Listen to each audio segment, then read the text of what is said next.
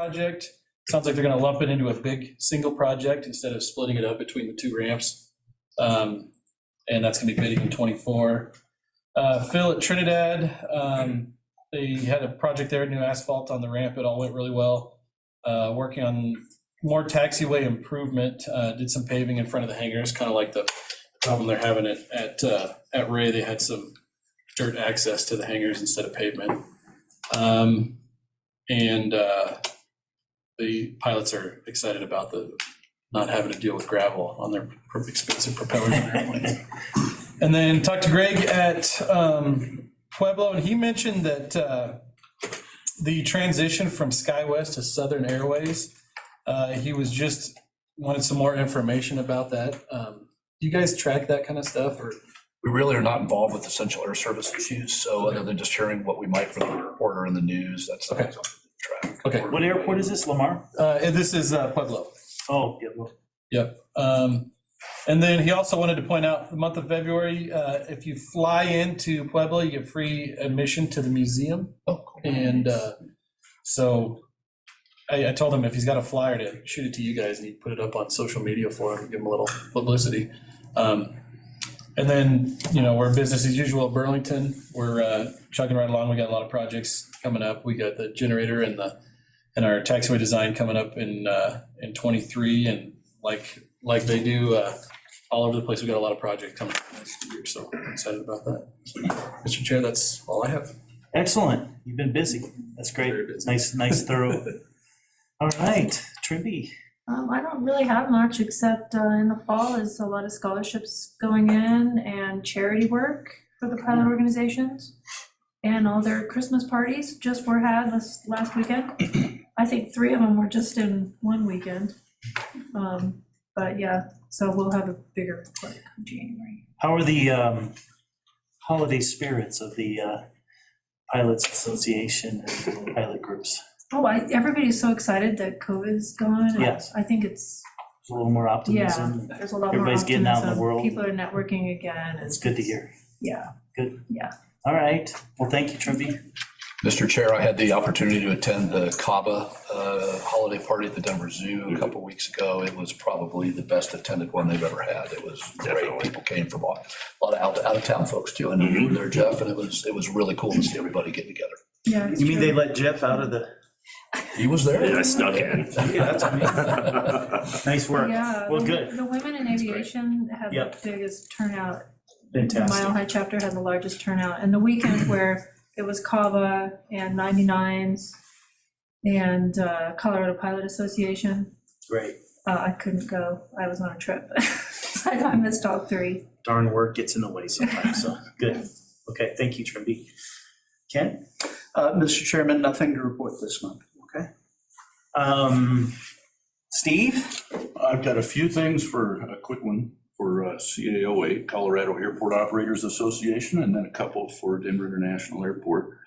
CAOA Scholarship Committee recently reviewed the submittals and awarded the very first 2 scholarships, $2,500 each, to students that are pursuing an aviation management degree. I'm not going to mention their names now, but they will be at our winter conference and CAB meeting, where they'll be introduced and be able to meet those students that received those. CAOA hired Bowditch and Castle as their lobbying firm, and that'll help us track issues that might be impacting Colorado airports. So this may be more as with the state legislature monitoring that. Correct. Okay. And helping us a little bit with just Making those connections for our legislative reception and getting the invitations to the legislators. Excellent. So I think they've already been a big good help to idea. Ken in that respect. I think all of you are or most of you are aware, the CAOA Winter Conference and legislative reception will be in Denver, January 31st and February 1st. But for those that are interested, plan ahead for the spring conference in June. It's going to be hosted by Colorado Springs. So when the specific date is announced or determined, they'll put it on the website. Our last meeting, we also talked a little bit about the training we provide through CAOA to Colorado airports. They recently sent out a survey to airport operators asking what trainings would be most beneficial to them. And the results to date, the top 2 trainings that they thought would be useful are electrical lighting and signage training and the AAAE Airport Safety and Operations Specialist class. So CAOA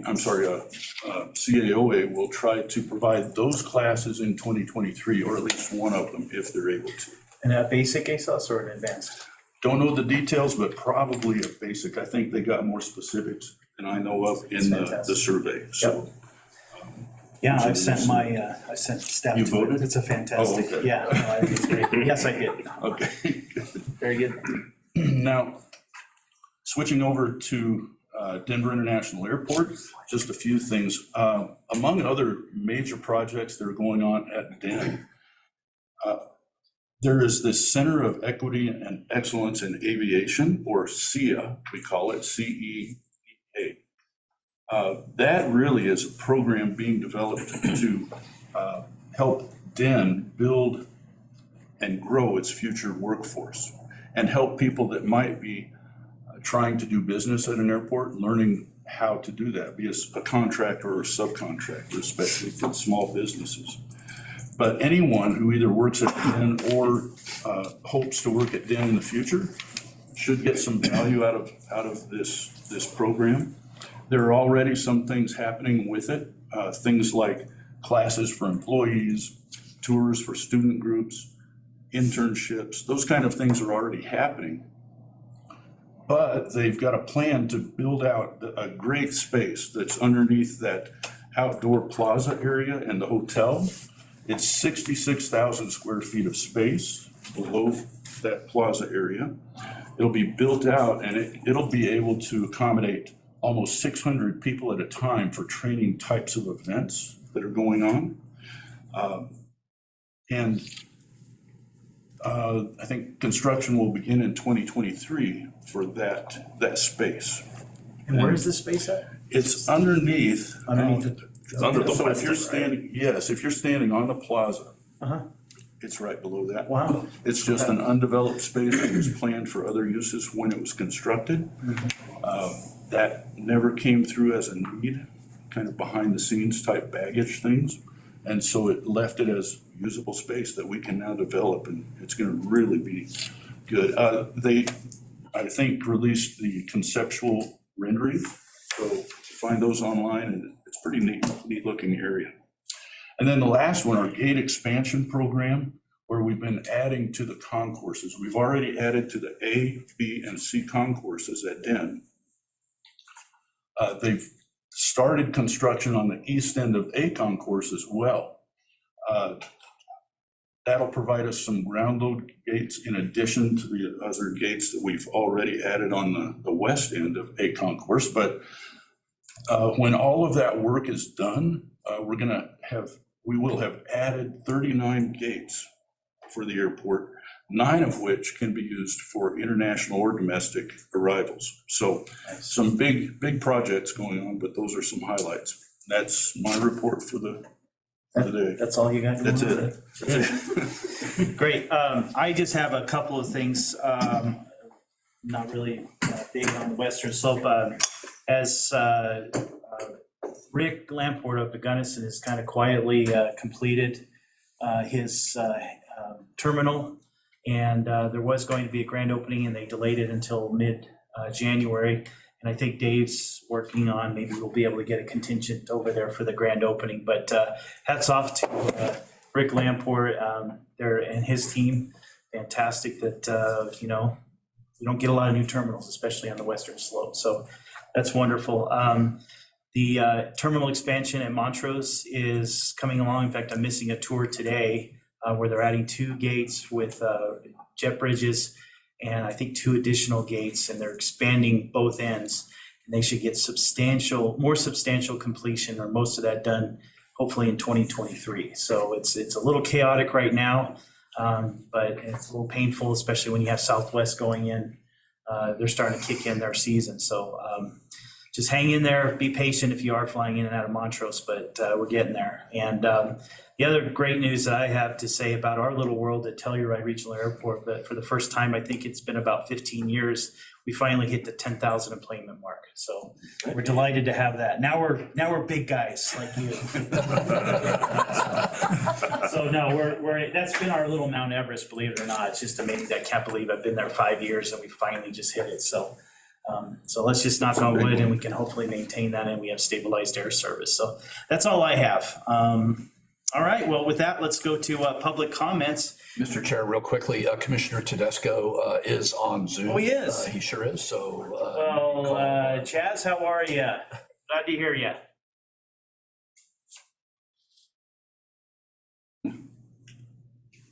Oh, sorry about that. I was trying to get on. I appreciate you having me on virtual. I'm in New York, so All right. getting ready to do some flights over the city and just wanted to say hi and thank you for being here. And I'll tell you, I apologize. I'm not there in person, but I am having a lot of fun not being there. That's good. Good for you. And maybe when you come back, you'll start talking like a New Yorker, right? I don't think so, but Okay. hey. All right. Very good. Thank you, Chaz. Appreciate it. Thank you, Commissioner.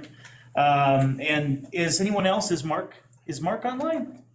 I did not see Mark on that. I'm actually getting worried about Mark. So if you could maybe try to follow through and try to track him down. I got an email from him today. I was did. copied in on an unrelated issue, but I'm sorry I did not hear from him about whether he would be here or not. Okay. All right. Well, good. Let's go ahead to our next item, which is public comments. We do have some friends here in the audience. Anybody have anything you'd like to share? Or is there anyone online that would like to speak? Hearing none? Come on, Jeff, you usually have some kind of. I got something if you want it. Has Elon Musk communicated to you lately or anything like that? Okay. Well, we did just sign a lease with Maxar to do satellite calibration testing out here. So Nice. they're gonna lay out, these big things on the ground on the airport property, and then take pictures of it with satellites, and then they'll calibrate their cameras and their imaging systems. So whenever you guys see these news stories about the Ukraine and the Russian war, all the satellite pictures always have Maxar in the corner of it. Yep. 'Cause they're doing all the civilian imagery, so. Fantastic. We also just selected a new field provider. Epic Fuels is now our field provider here at CFO. So they helped us upgrade our self-serve system. So that's got a new point of sale out there and makes it a lot easier for all the GA guys out here to pump their 100-low lead. And then they'll also be providing us with some brand new fuel trucks that we're going to be leasing from them here at the end of January. So That was my question. What are you getting out of this? yeah, so our wish list was fairly grand, Good. when we put out the RFP. So That's great. so that's moving forward. And then other than that, we're trying to get the taxiway lighting project wrapped up. All the lights are in. We just have a taxiway Charlie that we're trying to get resurfaced, but the contractor ran into some issues, that were a bit beyond what the scope was. We're working with the FAA and getting looking at additional funding for it. But then as soon as we're ready to, then it gets cold and we're in December, so we're trying to get that wrapped up. So, but other than that, the fencing project is going through its permitting and easement phase right now. So once all that's all done, we can actually get shovels in the ground and get this airport fenced in. So pretty excited about that. That's great. Yeah, Especially keeping out the two-legged critters, huh? very much so. Okay. Or the rubber. Any legged critters. Yeah. Okay. Anything else? Jason, would you like to? Yeah, I'd love to share. Yeah. At the Northern Colorado Regional Airport, we have a few really important, really critical projects going on right now. One of them being a terminal project as well. So we're reaching about 60% design on our updated terminal project. We've had to go back to the drawing board just because of a lot of cost related escalations over the last year. So we're anticipating breaking ground on that new terminal building probably the end of second quarter of next year. So that's great. we're on track to do that and really excited about it. Also, we are excited to share that the United Bus partnership that we have with Denver who is occupying one of those new gates, by the way. I think it's B81 right now, but they're going to be doubling, a little bit over than doubling their amount of round trips that they're offering between the two airports daily tomorrow. So it'll go from 4 round trips to 9 round trips effective tomorrow on their landline service, that United partnership that's been very successful between the two airports. So really encouraged by that. Obviously there's a lot of interest coming as we build a new terminal facility, and then also working on some pre-construction with the runway widening project for our primary runway that'll occur sometime in 2024 or 2025. So a lot of great things, and we too hit 10,000 enplanements this year. So I know we're part of the club. We're doing it. So thank you. Outstanding. That's great. Congratulations, Jason, all your hard work too and your team. Anybody else? Okay, let's go to the next item, Director's Report. Director Elaine. Thanks, Mr. Chair. Just a couple of things. An update on our alternatively powered aircraft infrastructure study with the National Renewable Energy Lab. In the 7 years I've been here, that's been the most challenging procurement that we have done.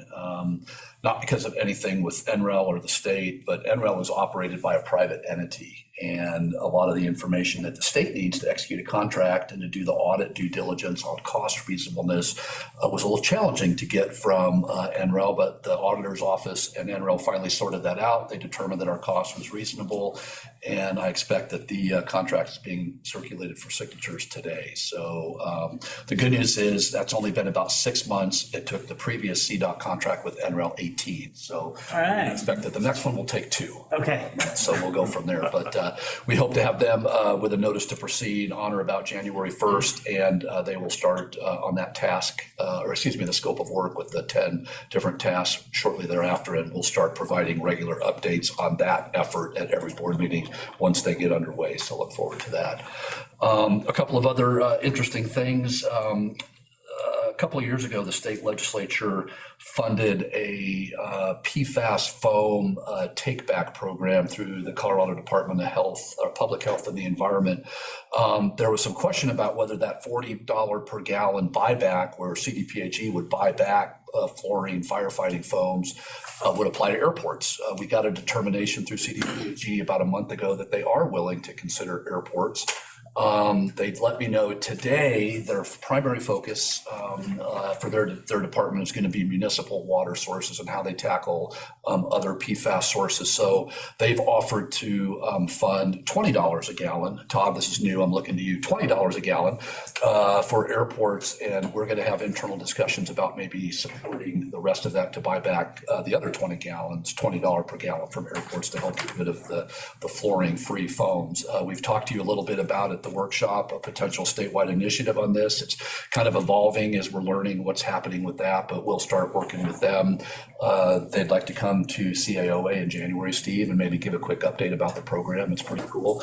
The good news is if between us and CDPHE, we pay airports $40 a gallon to get rid of their old foam. The new stuff's not that much more expensive. And one of the concepts is we might bridge that gap so that airports can make a cost-free transition to the fluorine-free firefighting foams, including Denver International. So we think that's a great partnership, does great things for airports, for the environment, solves a big issue, and it would be the first initiative of its kind in the country, as far as we know, where we would have all of our airports have fluorine-free foam.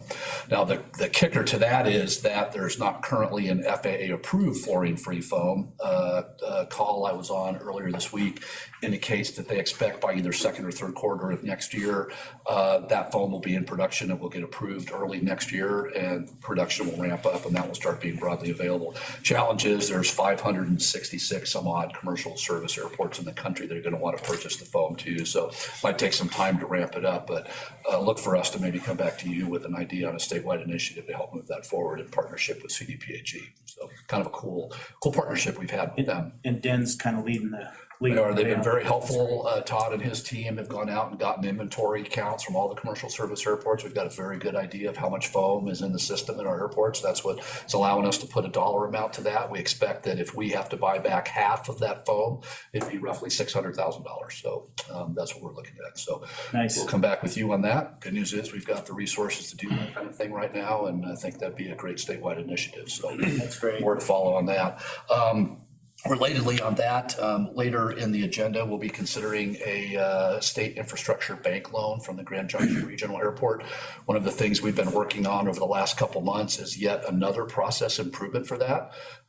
You all know that the first step is you approve an SIB loan application for aeronautics loans on the technical, non-financial merit. It then goes to CDOT's Division of Accounting and Finance. They do all the financial due diligence, make sure there's no credit risk and that they can make the debt service payment. Then the final approval step is it goes to the Transportation Commission.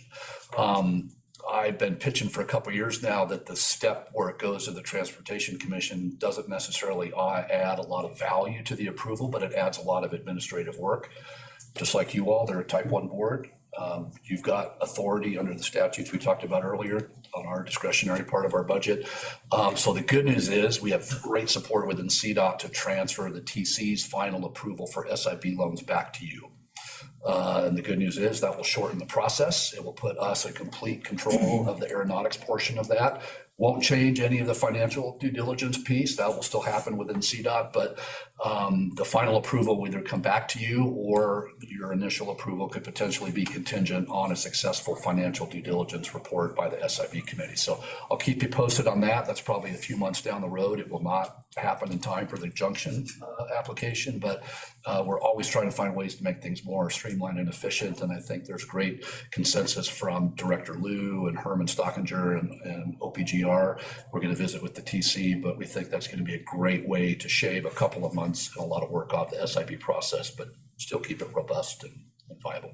And I've been fortunate to be a part of that review as well. And I just want to assure everyone, Dave and his team has done a great job. I think it makes a lot of sense and it's very clear. We think so too. So we had some rules to change. The transportation has to agree to change their own rules to remove themselves from the process. So Right. we got to cover that. But the rest of it's an internal policy directive that CDOT has the ability to fix ourselves. So we'll work on that. So that's it. Just a couple of calendar things. We'll talk later about the calendar for 23, but the next regular CAB meeting will be at 10 a.m. on January 31st at the Sheridan downtown as part of the CAOA Winter Legislative Conference. Thanks to Ken and Mike, Steve for them helping us out with that. The two big things on that agenda is always we'll do the actual state and local grant hearings and approvals and the FY24 budget and statewide initiative approvals. March 1st through the 3rd, I'll be in DC for the NASEO annual legislative conference in Washington, DC. Really excited about that. It'll be the first time since COVID kind of shut everything down that we'll look to go back to DC with CAOA and Jason to give our delegation an update on remote tower and meet our delegation folks and give them an update on what's going on with Colorado aviation. So for those of you that haven't been around, we would typically go a couple days before that conference. When Jason was president of CAOA, he would go and we would talk. He would cover both his airport and CAOA, but we'll talk with Mike if he wants to go. And that's a great opportunity for us to meet with FAA in person as well as our delegation while we're already out in DC. So that's the calendar and that's it for the director's report. Very good. Any questions? I had one, so you're saying, was it CDPHE that wanted to come and present to the conference? They'd like to tag team with me, just a quick update on that, not a full presentation, but they would just like a couple minutes to talk about the buyback program and how that might work. That would be great. Cool. Thanks. Very good. And I figure we could just maybe weave them in during remarks and not take any time off the agenda because I've got time on the agenda that I don't need all. All right, that makes it easy. Cool, thank you. Very good. All right. Next item on the financial update. Bryce, why don't you take us through the financial dashboard? All right, thank you, Mr. Chair. So November's revenue came in at 5.2 million, which brings our year-to-date total to 27 million. Currently, forecast for FY23 is set at 65 million. December being the end of this quarter, I will update that if necessary at our next meeting as we run through the financials. So things are looking good there. Like we said, that's 106% forecast revenue, so a little bit higher. And in comparison, that's 64% higher than November 2021, which was only 3.5 million. So continuing to see that spike in most 2021 numbers. And then it was up 14% month over month from October's 4.5 million. For December, we're forecasting a slight increase to about 5.3 million. And just a reminder, as always, we are on our month-to-month trending that we're using to dictate forecast, which when we look at the fuel flow graphs later, you'll see why that's the best way to do it. So that's it for revenue. Our cash balance ended November at 17.6 million, which is up slightly from the 16.5 in October. It was bang on what we had expected that it would be, just as we continue to have increased revenues coming in at Denver, and we have seen lower than normal CDAG drawdowns. We know those will catch up at some point, and we'll have 1 month where we have a little less than we thought, but to this point, it hasn't happened yet. So cash balance remains very healthy, and we are projecting a rather large increase in December as well, up to 18.3. Again, that's just the peak that we see in December revenue that'll come over November. Tax expenditures for November came to $3 million. 2.7 of which was sales tax, 239,000 was excise on avjet, and 13,000 was excise tax on avgas, following normal month-to-month trends. Contingency analysis, just a reminder, we had set the budget at 14 million for our original CI program. It was increased 2 million at a further meeting there when we topped that up. So contingency balance, we look fine. As you can see, the blue line is well above the red and the yellow line there as we forecast into FY24. So our cash balance on hand and forecast for the next year. And then as it switches over to worst case to make sure we've got that covered, we still remain very healthy with where we're at today. Just an update, current fuel levels, we're around, says 90 here, since then it's closer to 80, but $80 to $90 a barrel on fuel. Dropping too. It's dropping. It was up a little bit today. It's a daily thing. And most months we're typically seeing around 40 million gallons still at Denver. So contingency balance is probably, this is the longest it's been actually pretty steady since we've been here. We did the cash adjustment, but we've got a good plan here and continue to be in good shape. For our administrative expenses, the FY23 state mandated cap for the division is 2.3 million. The budget you approved for us is 765,000. To date, we've spent about 257,000 for the year. We'll be well underneath those caps, and well at 1.7% is our forecasted spend on admin this year, which is well below the 5% statutory cap. So we remain lean and nowhere near in danger of capping out on that, which is great. As discussed, the fuel flow at Denver, obviously it's the biggest driver of revenues for our division. Flows at Denver in November was 35.9 million gallons. That was down 11% from October's 41 million and down 3% from November of 21. It was quite a bit lower than forecast, but when you look at the trend lines compared to 2019, it followed the normal trend where there's a big dip in November from October. And then you can also see the forecast in December of a slight increase. Historically, it's been more than a slight increase. So I am expecting that it'll be quite a bit above what we had got from a forecast from the fuel vendors. And as such, our revenues will probably outpace what they're at. But we use the numbers we give us. I just comment when we see something a little out of line. So I would expect that to jump back up to more historic increases, which would probably be more in the 41 million range rather than the 37. So fuel flow remains strong. We're starting to see the month over month trends really fall right in the line with where they were in 2019, which makes it easier to forecast and get accurate numbers. So good news on that. And the final slide is just our monthly division expenditure breakdown. We had 3.3 million in expenditures last month. As always, tax disbursements were the biggest portion at 3 million. CDAG disbursements accounted for 136,000, and statewide initiatives accounted for 120,000. So nothing out of the ordinary. Little light on the CDAG last month. We anticipate that'll kick in either this month or next month when everybody gets back to work fully, but nothing out of the ordinary. Very nice. Happy to answer any questions. Go into Questions? any more details. Bryce? I've got one, I don't know if you got the answer or not, but so on those forecasts, I've been trying to correlate the number of operations to the fuel flow. I can't do it, but it seems like because there's some kind of a aircraft mix, we're having fewer operations, but more of larger aircraft, so we've got more seats. Do they take into account aircraft types? So- Whoever's making that forecast? I actually had a really good call with the lady at FSM, who's the ones that pump the fuel to Denver, basically, and they just go off of what numbers they're getting from the airlines. Like, hey, we need X amount of fuel flow here. And typically, they're pretty bang on. There's been a few times, and you've heard me comment, like I did this month and last month, I don't really think they're getting the right number there, but they don't.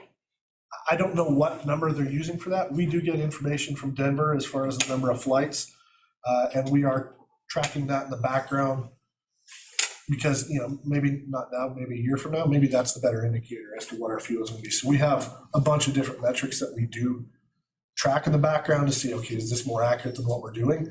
But I agree with you. It's not horribly accurate for projecting it historically from what we saw. The flights, they don't seem to tie in, especially not better than what we're doing here, but to calculate that flow. So. Well, thanks. Very good. Any other questions? I would say, Mr. Chair, that as I shared with all of you last month, I had the opportunity to meet with Ms. Cordero, the Director of Government Affairs for United, and several of the United team that are working what they're calling their next initiative, which is their opportunity to build their network. And I think you saw this week that they placed the largest aircraft order with Boeing for 100 787s and 100 737s. During that meeting with United, they noted that they're transitioning to larger gauge aircraft in Denver.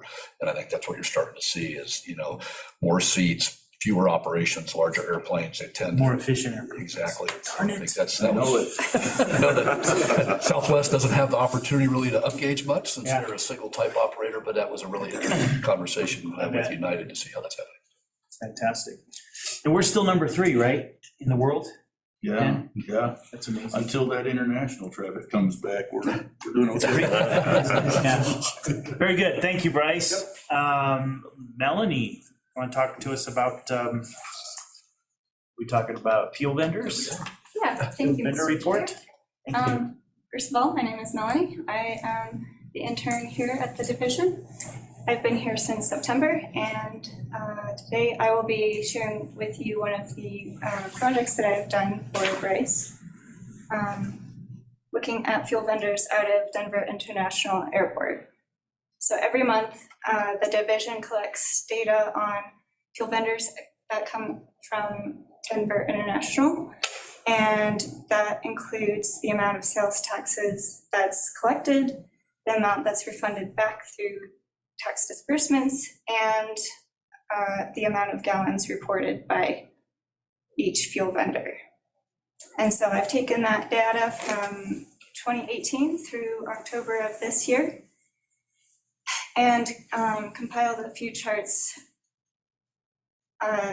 based on each fuel vendor's percentage of the total for sales tax and amount of gallons. So this first chart you can see here is the top 10 fuel vendors by percent of sales taxes collected each year. And what's really interesting here is you can see United Aviation Fuel, which we can assume is United Airlines, tops everyone else, pretty much. Yes, they averaged about 46% of the total of all the other fuel vendors. So they contribute a lot to sales tax at Denver. And then that's followed by Southwest Airlines and then World Fuel Services, which took a decline and then was surpassed in 2021 by Suncor, which is has a location based in Denver. Do they provide the fuel for Frontier? Is that what that one is, or World Fuel? Yeah, either We suspect that World Fuel is Frontier, and they also did switch there back in 2018, I think, 2019 or 2020, where they started getting some from World Fuel as well, but that's kind of that third tier. Yeah, interesting. And then Suncor might be for like the smaller, Right. just like boutique. And then the next slide will show a similar chart, only as for percent of total gallons reported. each year, and not much has changed besides maybe the prices of the fuel at that time. And then the next slide will show some pie charts. It's just a different view of looking at these fuel vendors, and these charts have all of the fuel vendors, not just the top 10. So you can see that Suncor kind of made its way up. In 2018, it contributed 1% of the total, and then in 2022 it jumped 6%. So, and then you can see United is just almost half. And then the next slide will show the same pie charts for gallons reported. So what we can take away from this is obviously that since United contributes a lot to Denver International, which makes up the majority of the division's revenue, we can begin to track these airlines and fuel vendors since it plays a big role for us. And now I will be going into the amended agenda item 12.2, division intern update. All right. While you're up here, right? Yes. So here are some pictures so far of what I've been up to. And the top left is me and Kip diligently working away. Roll of business up there. Very serious. Kip was not.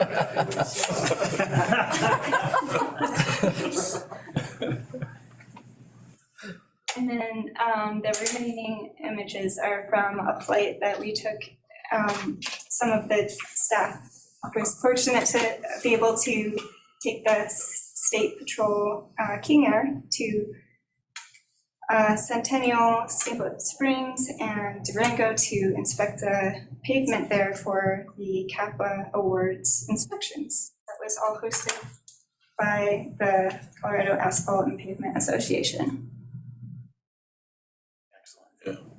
Well, that's great. I'm glad they're not locking you up in the office. I thought that's what they did the last intern, so. Good job, Melanie. Way to break free. After the intern. That's great. Any questions? You want to go through this list of stuff that you did too? But wait, there's more. Right. So now I will share some of the events and projects that I've been working on. I've attended an event each month so far. The first one being Girls in Aviation Day. I attended the first week with Hetty, and that was at the Wings Over the Rockies Museum at Centennial, where we set up a booth and shared with young girls about the division and our initiatives, what we do, and handed out publications. The second event was in October. What was originally supposed to be a Capitol meeting, or a meeting at the Capitol, turned to a virtual meeting with the Lieutenant Governor Primavera, where Dave Hulain, our director, he presented some slides on sustainable aviation and like what we can see in terms of aircraft and sustainable aviation fuel in the future, as well as the contract put together with NREL, hopefully sparking more discussion for starting initiatives and legislation around that topic. And then last month, in November, I attended a convention in Greeley for the Colorado Agricultural Aviation Association, which was really cool to see a different part of aviation, how important that is, and how risky that type of flying is. It's just mind-blowing. And they presented on safety and how crucial safety is to talk about for these pilots, especially when it comes to flying around wires.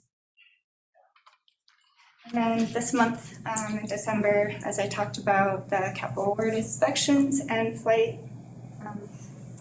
we it was a beautiful day to fly. So That's great. really happy I got to go on that. And then for the projects, along with the project that I shared with you, for Denver fuel vendors, I did the same thing, only with Colorado Springs, as they are a secondary major contributor to our division's revenue. So, and that was also found that United was the largest contributor there up until most recently, where it was overtaken by Valero. And then another project that I did was creating charts and data that showed Denver sales tax, the amount of sales tax collected per departure, and compared actual data to forecasted data from 2016 through July of 2023. And it was found that the forecast was held about a 94% accuracy rate. That's really good. Yeah. Wow. Yeah. And then with an average of $68 of sales tax collected per departure. Excellent. Wow, that's cool. That's good information. Yeah. Great. Yeah. And then the division wanted to find out where the original funding came from for the SIB Aviation Fund. So I helped go through some digital files to find some of that history. And I found in 2008, there's $8 million added to the fund from a fourth delivery proceeds agreement. So that kind of finished out the history of the original funding for the SIB. She's underselling that. She did in 2 hours what I tried doing for about 8 days. Yeah. Nice job. Thank you. It's a great story. Yeah. And then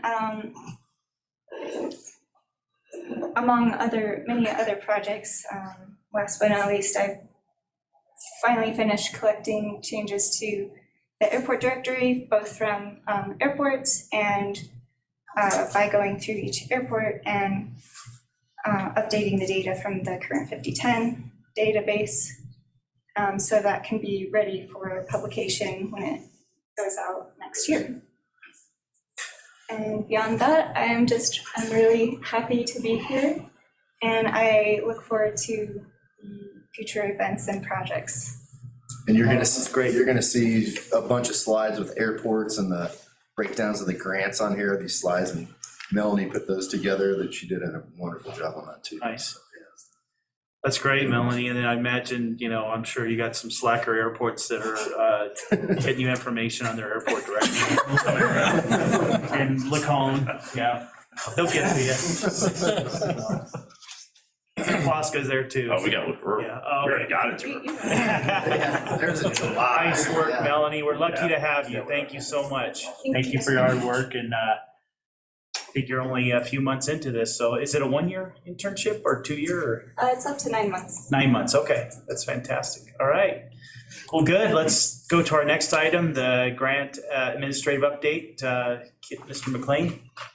Good afternoon, Chair Mempa and members of the board. This will be a very brief update on some administrative grant programs that we have.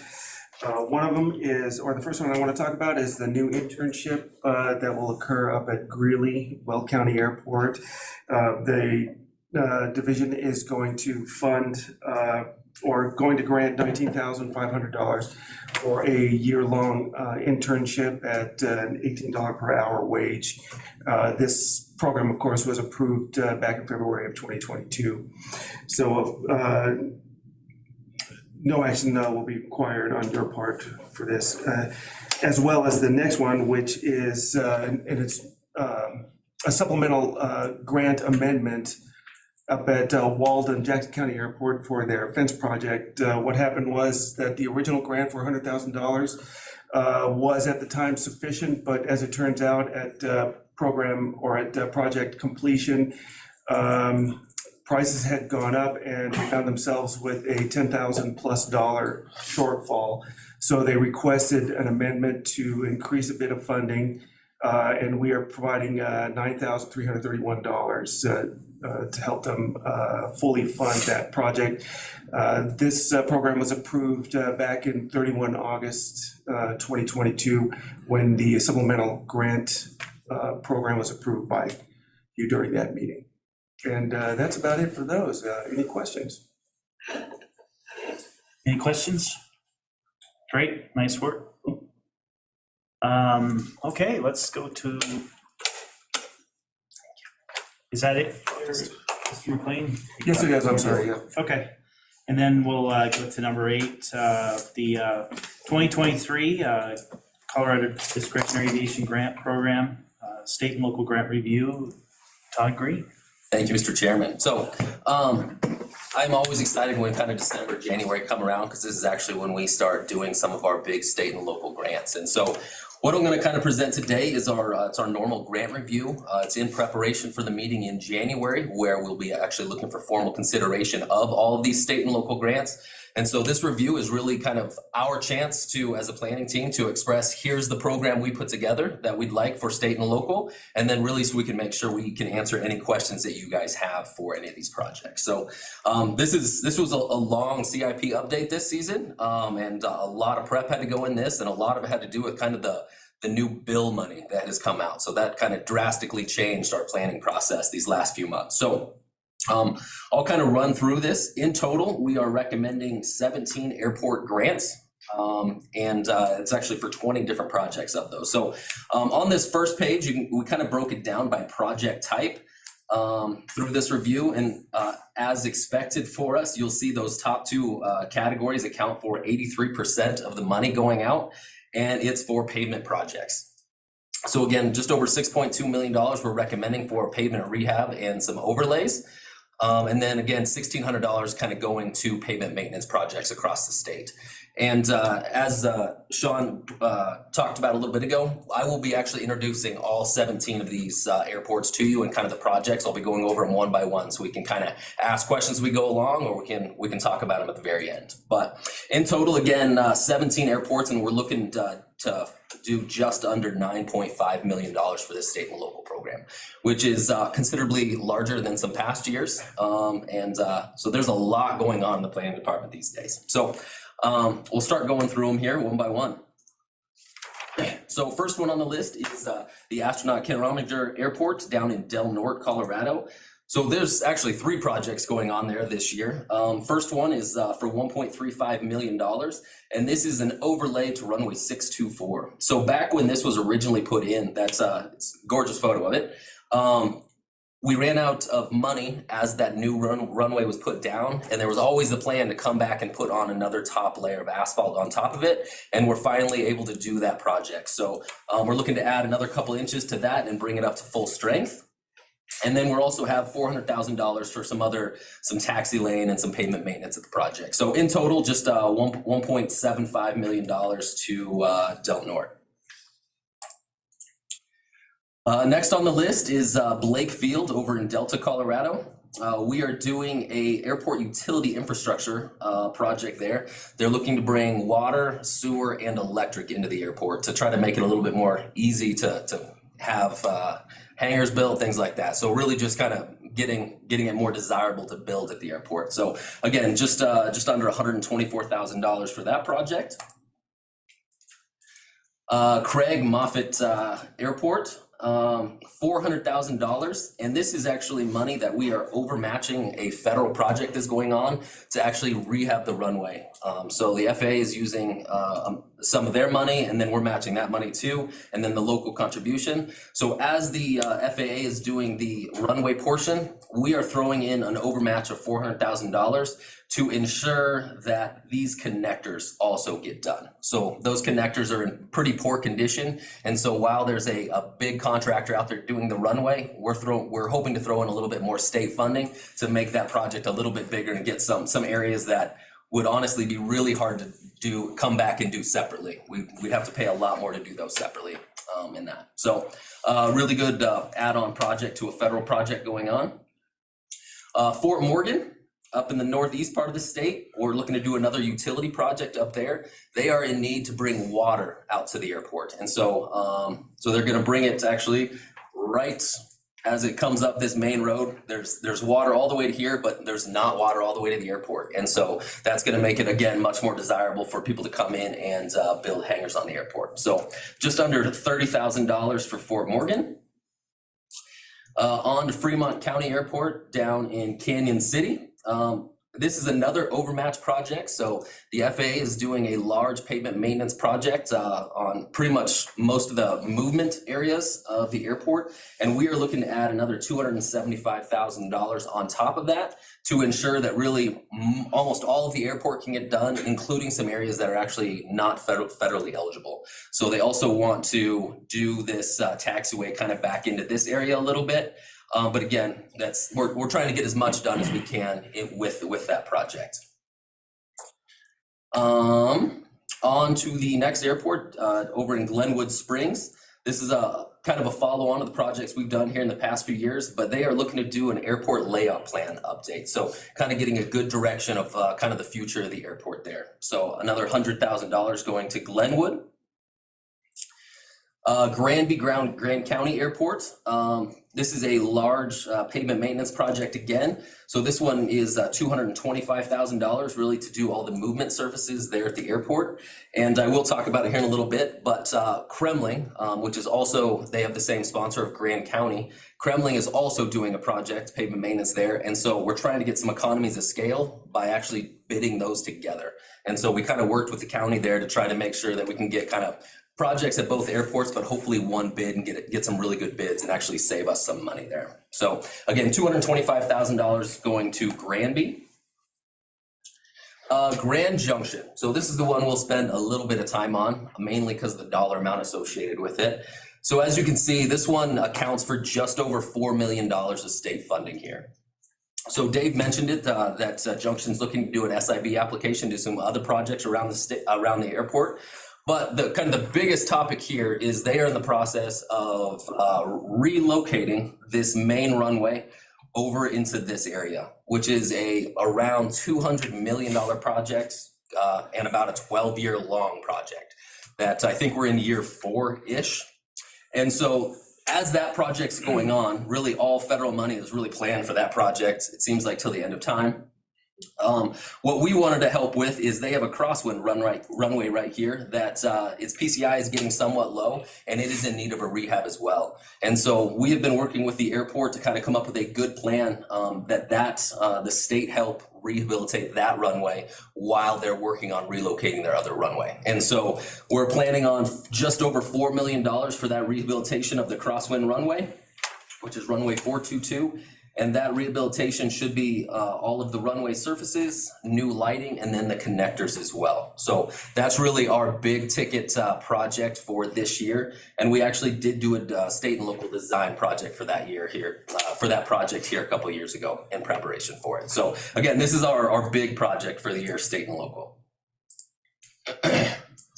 Next on the list is Greeley-Weld County Airport. Yet again, another overmatch on a large federal project. So the FAA is helping the airport rehabilitate to 10-8 at this point. So that project's going to happen this upcoming year. And so what we did is we're looking to add another $500,000 to again take care of some pavements that just couldn't fit within the federal project. So there is a large run-up area and a connector in this area. And then I believe there's also an area down here that wasn't able to be fit into the federal schedule. And so again, while that large contractor is at the airport, we're hoping to kind of finish all of those connectors coming off the runway. So you don't just have a gorgeous runway surface and then you pull up on a connector and the PCI goes way down. So again, that's one thing we're trying to put a priority on, is finding some of those projects where we can throw a little bit more state funding to a project to get a much better product at the end. So that's what's going on at Greeley. Up to Haxton, up in, again, northeast Colorado. This is kind of a fun one to talk about as well. So as you can see, this is actually somewhat of a unique non-NIPIAS airport where they do have a paved runway directly adjacent to county roads. And so they are looking to do a runway lighting installation. And most of the time with these non-NIPIS airports, we really won't get involved in kind of putting full lighting projects out there, especially kind of with the setup it has. It had an old lighting system that I've honestly never seen turn on in all the years I've been inspecting it. But the cool thing about this project is just a little bit further to the northeast, last year, Holyoke Airport replaced their lighting system. It was getting old. There was pieces of it that they were worried weren't gonna turn on because the wires they thought were just buried in the ground and worried about it just shutting off at some point. And so the airport manager at Haxton knew that project was going on and actually reached out to Holyoke and said, what's your plan with those lights as you pull them out? And so they worked together and they got them for free from Holyoke, and Holyoke and Haxton reached out to a contractor and said, hey, I have all these lights free and clear. We have everything we need. We'll need some cabling. How much would it take to give us lights here? And they came up with a cost of $65,000 to put in these lights at Haxton. And so this project was actually planned 2 more years out, but because of all the work they've done in the background, this was one that we were willing to kind of move up and say, we will help you support putting lights at your airport. Because the thing is, they do have medevac flights come in there at night. And he's like, this is what we want. They only have 1 based aircraft at the airport, but again, it's more of the life safety aspect where we were willing to move up this. For as much support as this airport gets from the town, it seemed like the right thing to do at this point. He's ready to go, and we'd rather get those installed than sitting in that hangar for another 2 years making money available. So kind of a cool project. I just wanted to give some background to where that one came from. Over to Kremling, I did talk about this project a little bit with Grand County and Granby, but this pavement maintenance project accounts for $300,000 to do really all the surfaces there. And the main reason of good pavement maintenance here is important is they just redid the runway here a few years ago, and we're trying to keep it as healthy as possible. So pretty much a brand new runway right there. Next project is Cree Mineral County, of which was our big project this last year, and you'll actually get an update on that project here in a little bit. But the plan is for this upcoming year for state and local at $112,500 to also do an airport plan development. So give them a good plan moving forward on where development should happen at the airport. And up at the Northern Colorado Regional Airport, which Mr. Lacone is here as well, we're looking to do another overmatch for a large design project. So the plan for this is the airport is planning on widening their runway from 100 to 150 feet wide. And so that project is planned currently in 2024 and 5. Mm-hmm. And so we're trying to get that designed right now. So they are using some federal funds to start that design, and we're looking to throw in another $450,000 to get a good design on that project. So we're ready to go once that's the full amount of federal funding comes available in 24 or 25.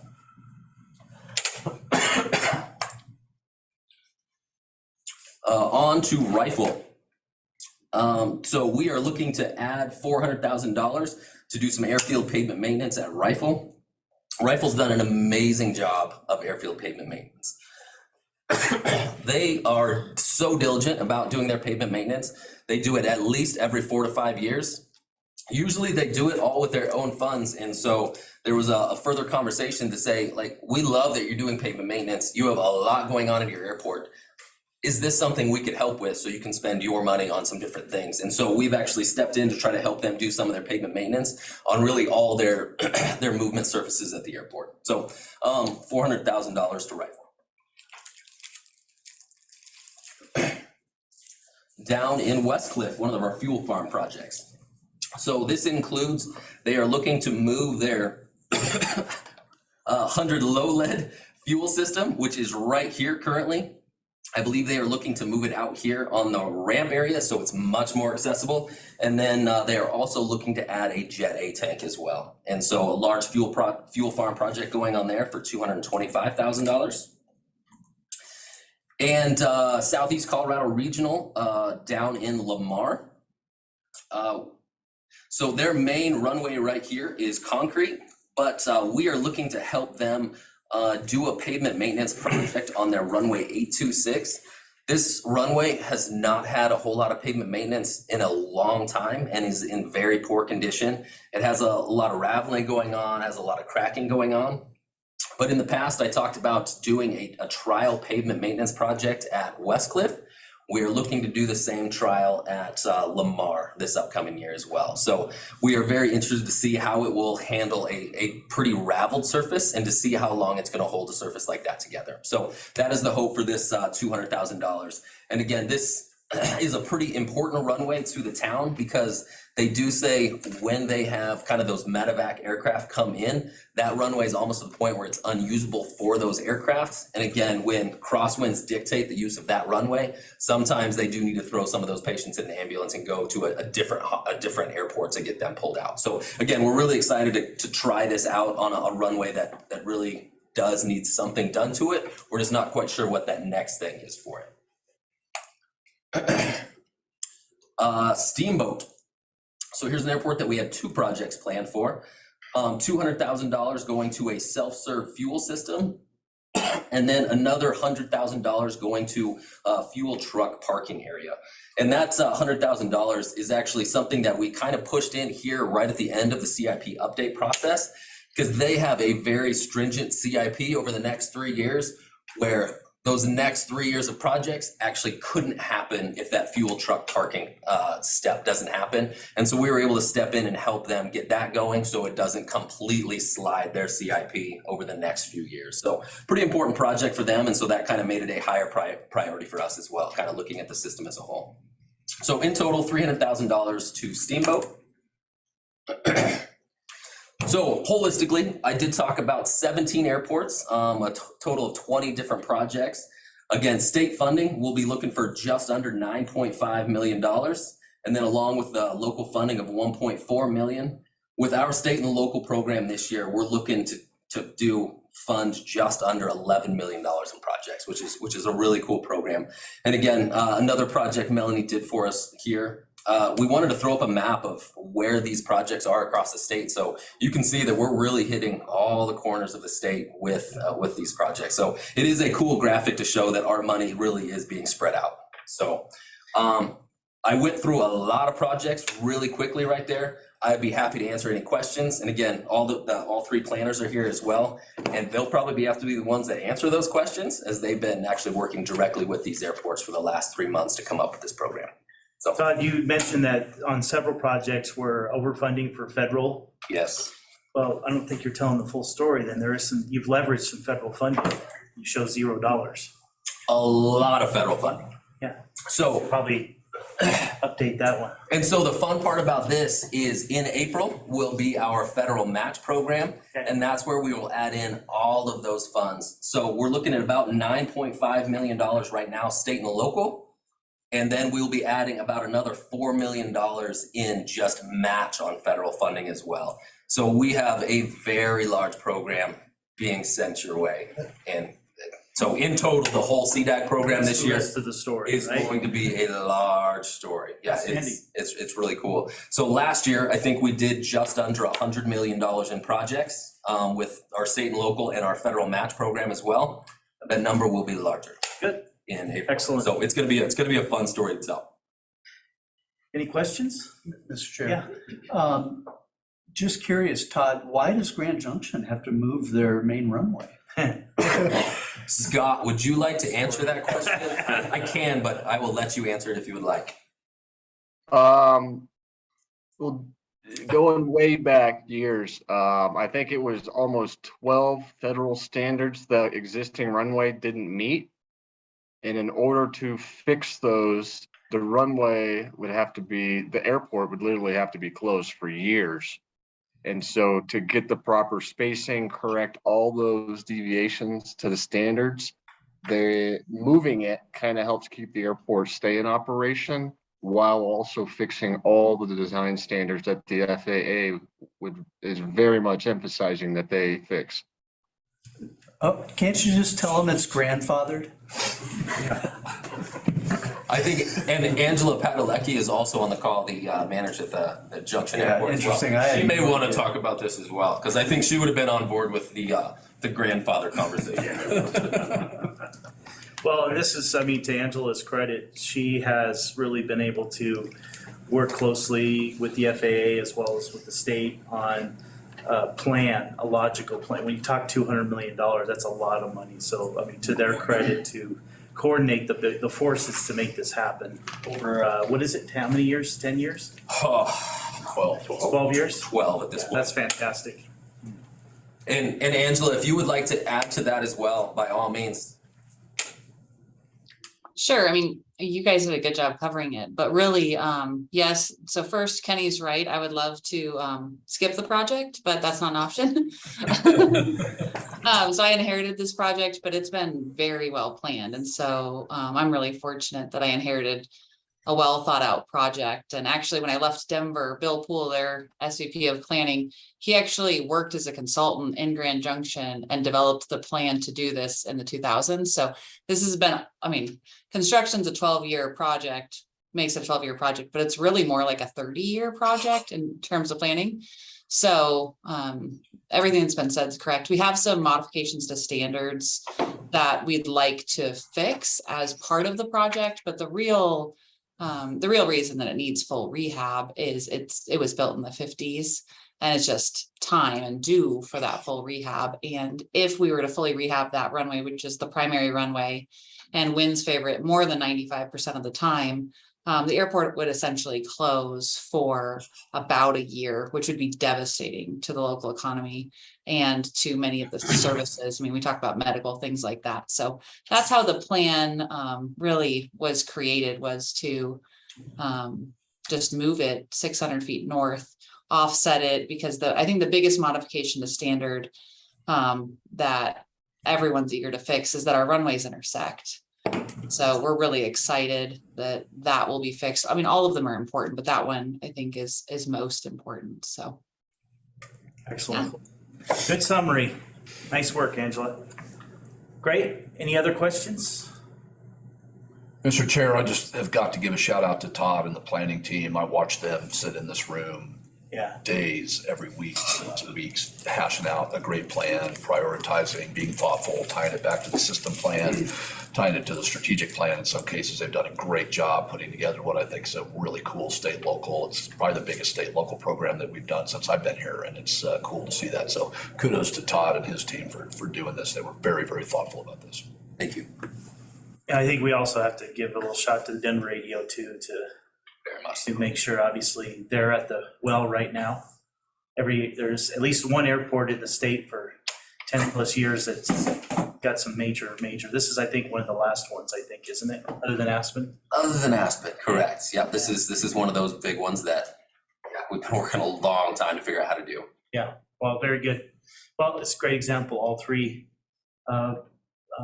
interests are aligned and we're gonna get this done. So nice work. Thank you. Any other questions? Okay, well, let's go on to our next item. Nice presentation, Todd. And let's talk about this is an action item. This is the 2023 Division Out-of-State Travel Plan for Director Elaine. Let's talk about that. Mr. Chair, just a real simple update to our approved plan. Hetty Carlson would like to attend the 2023 Annual Women in Aviation Conference this coming February. I think it's a great opportunity to talk with a lot of folks in the workforce development realm that she's engaged with. So we'd like to add $2,500 to our existing plan for that conference for her. That would bring our total for the year to $29,000. Okay. The only amendment? It's the only amendment. Okay. Any questions? Okay, with that motion? Motion to approve the amended budget. Second? Second. Trimby? Discussion? Okay, all in favor signify by saying aye. Aye. Anyone opposed? Great.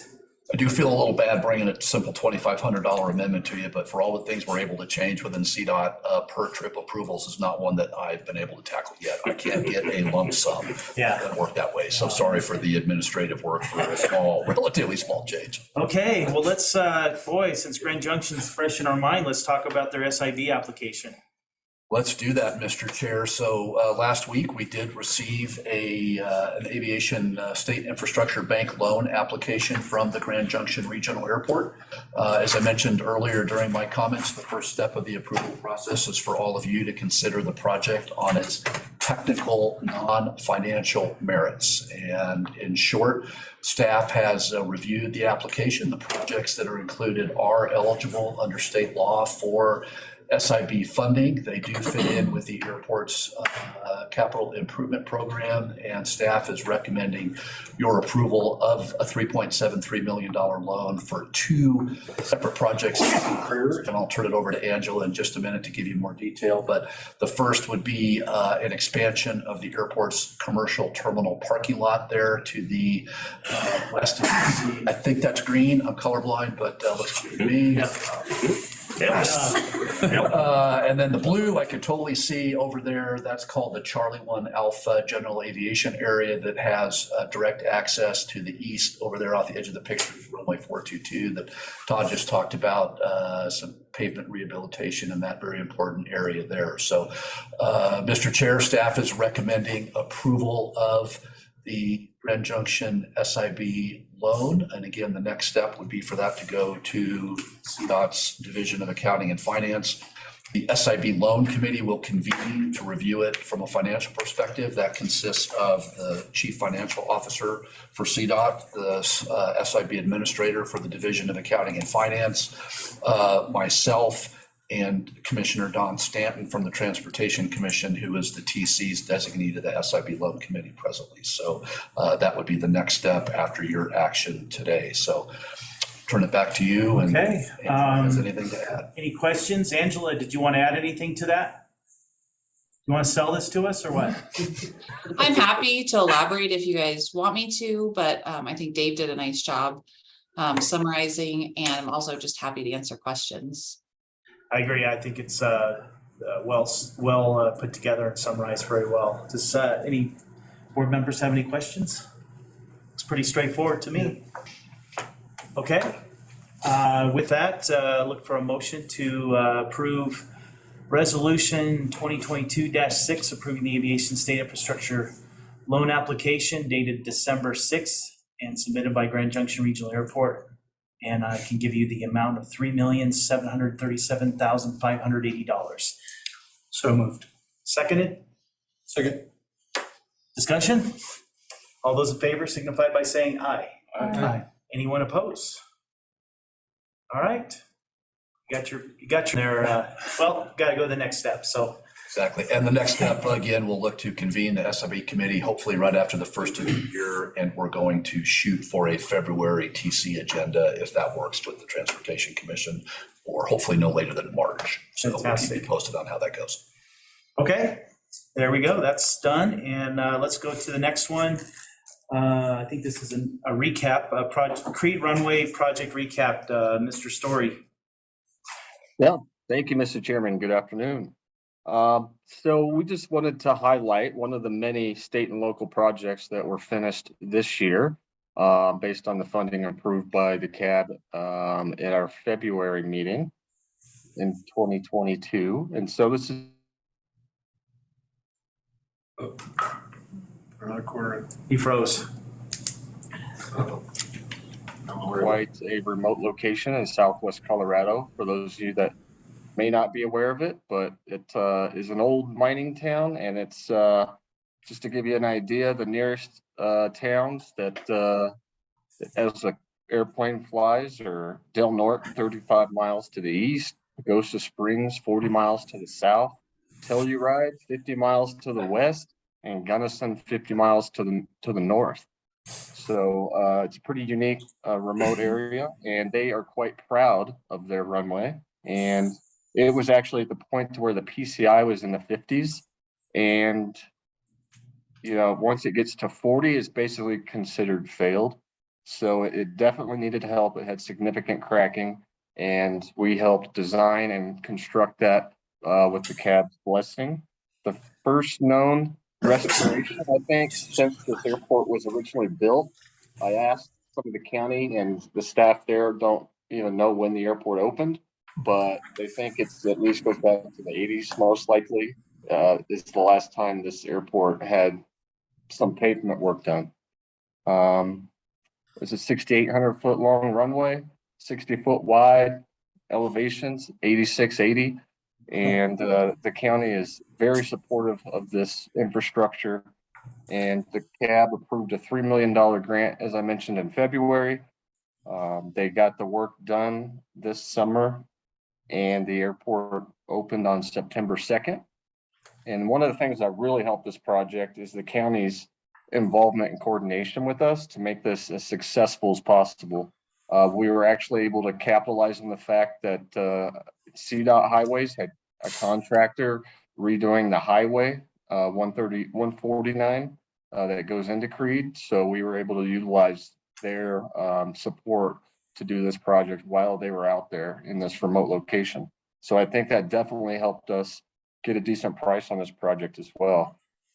We ended up closing out the grant already, and there's about a $47,000 balance in that grant that's going to go back to the aviation fund. And one of the unique things about this, I know a lot of the board doesn't hear about this often, but we have the ability to allow airport sponsors to give us their local match as in kind work. So for smaller communities, that a 10% cash match could be a hindrance to, the county's other budget, even though they could have pulled it off. We worked with them, and the county actually supplied over $350,000 in in-kind work. Yeah. That's great. You locked up, Scott, sorry. That says a lot too. You must have, the county must have some real strong administrative help too, if they're already closing that project out though. So that speaks a lot to that partnership. Project with our grant funding. And we've got some other things planned for this airport. We're, as you saw a little bit ago, we're looking to help them develop an ALP. They've never had one because they've got a lot of interest in development for hangars and other things around the airfield. And then the next year, we're hoping to help them get weather reporting with the new AWASH unit. And once we get those steps complete, they'll be able to accommodate the medevac operators that have been knocking at their door for years. And that would provide a great benefit to the rural community there. But as I mentioned, Mineral County is very grateful for the CAB support of this project because it couldn't have happened otherwise. And, I think we all appreciate that this is a piece of vital transportation for the Colorado system, and it's a great link for rural and remote town in Colorado. But I'd be happy to answer any questions you might have, but we just wanted to share one of the accomplishments this year. Very good. Yeah, it's not every year we get a runway, so it's nice to do that every now and then. Any questions? The board? No? Well, nice work there, Scott. We're excited to see that the project's completed, so congratulations. All right, thank you. All right, let's go on to our next item. This is, I believe, action item. No. Oh, let's talk about program updates. Hetty? There is an action item, I guess, too. There is, Okay. yeah. I'll just give an update on some of the events that we've attended, and then I'll do the action item after that. So thank you, Mr. Chair. Okay. We were able to support about 7 different events in the last 3 months, which is a lot considering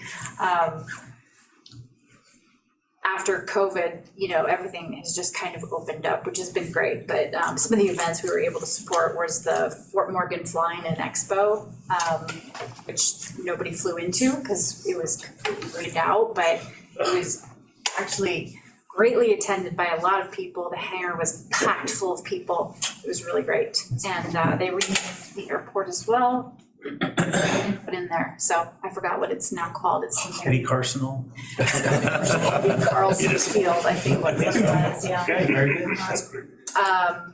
The Southwest Airlines Denver Aviation Day at Centennial Airport, fantastic event as well.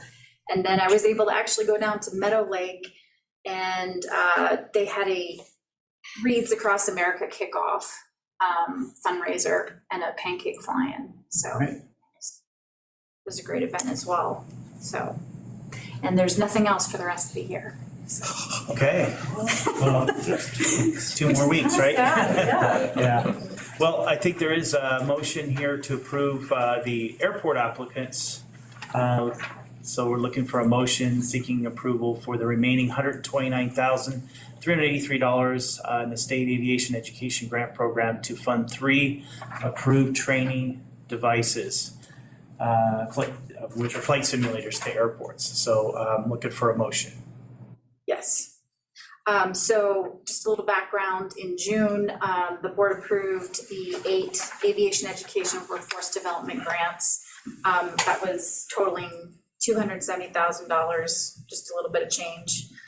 So that remaining $129,383, you approved in August 31, to fund 3 to 4 flight simulators to small rural airports, such as the one in Steamboat Springs. That one was approved, as you can see on the slide. That is their brand new flight simulator. Cool. It is a beast. It is actually really cool. When we went out there, when we flew out there on December 1st, Stacy was really excited, and she's like, we have our simulator, you have to come see it. And they fired it up.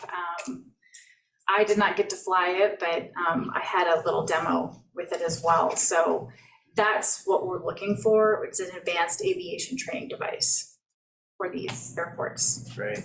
Should we be concerned that you're sitting on a bar stool while you're learning? Set up there. So is there 3 other airports that you have approved? Yes.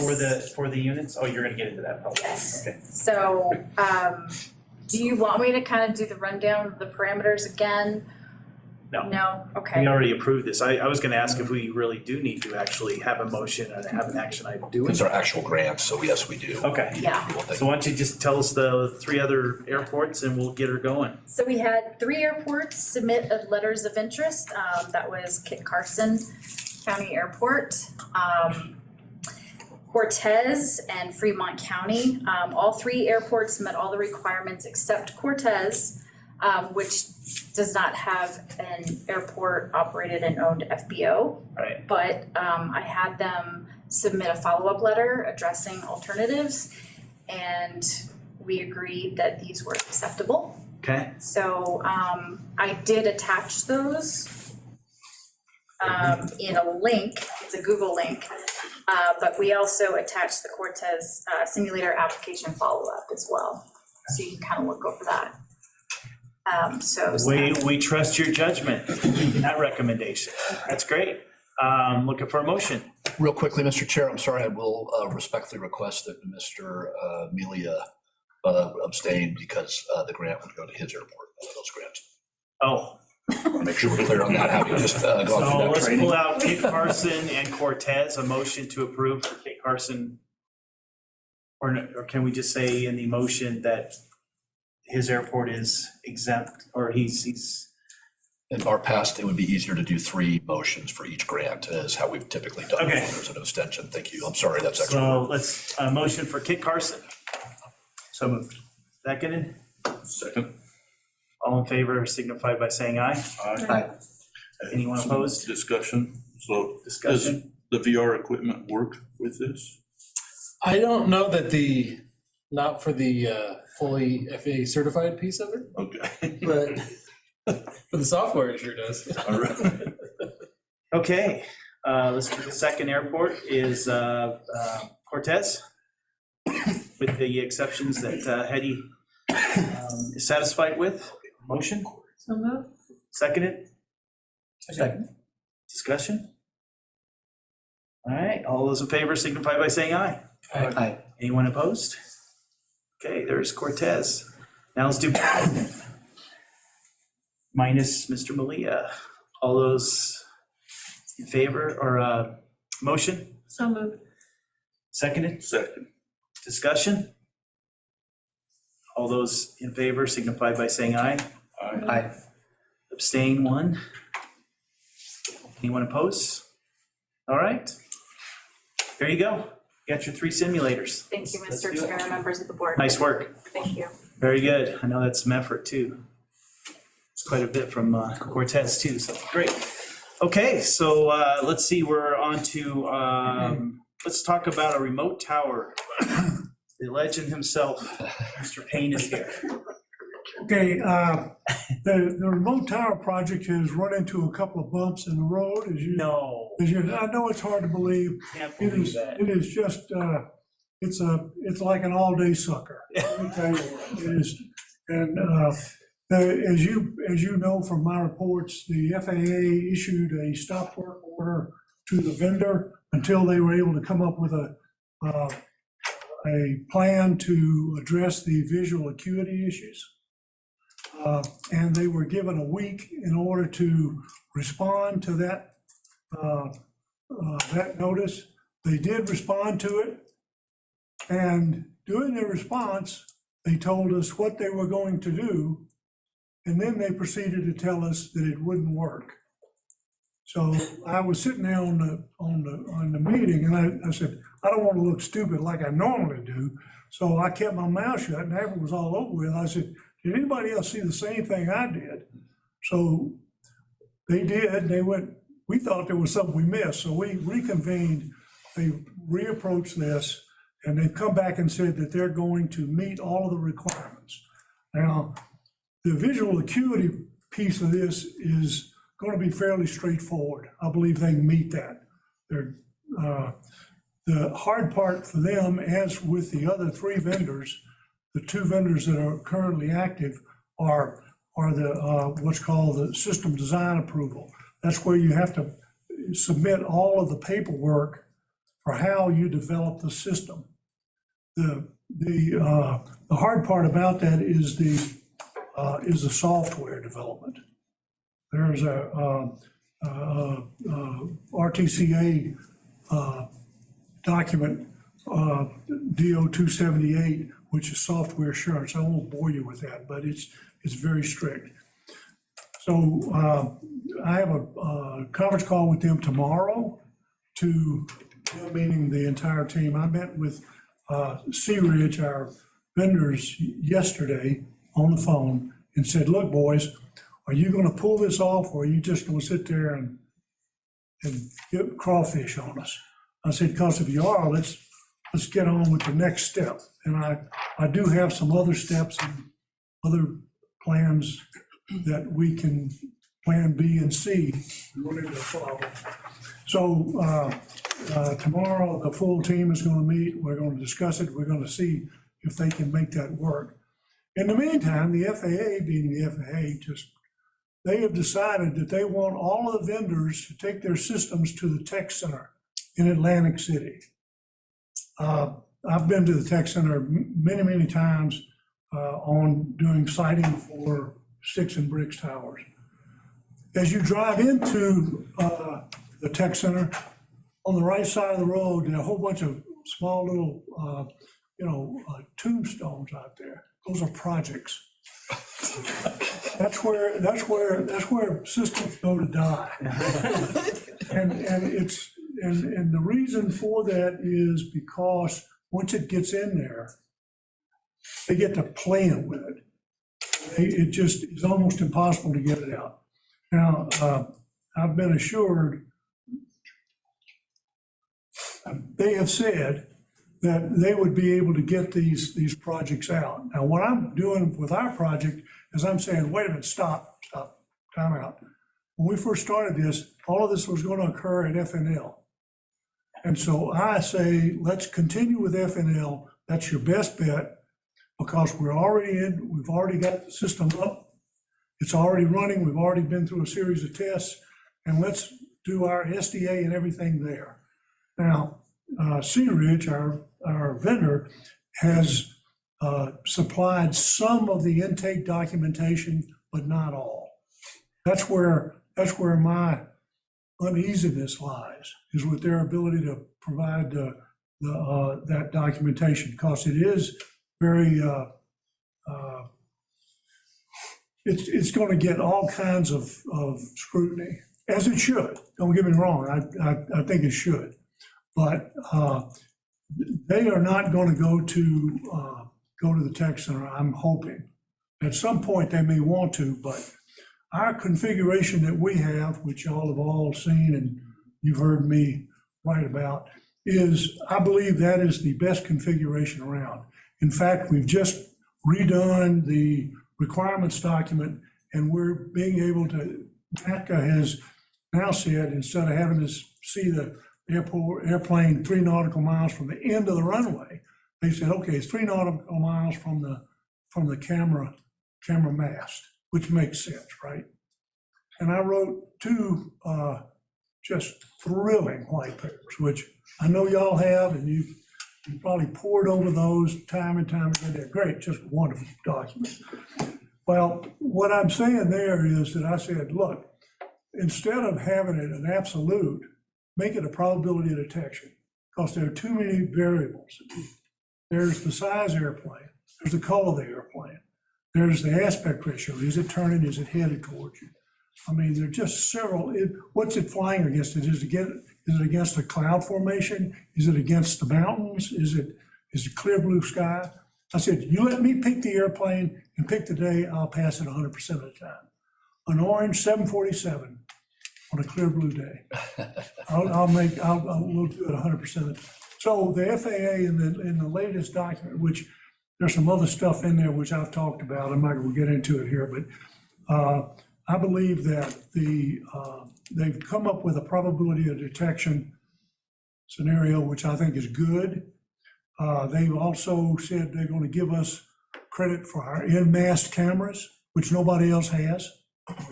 But so that's going to work. That's going to work in our favor. I am cautiously optimistic that we'll be able to make this work. Now, having said that, I never, ever, ever underestimate the ability of somebody to screw the pooch.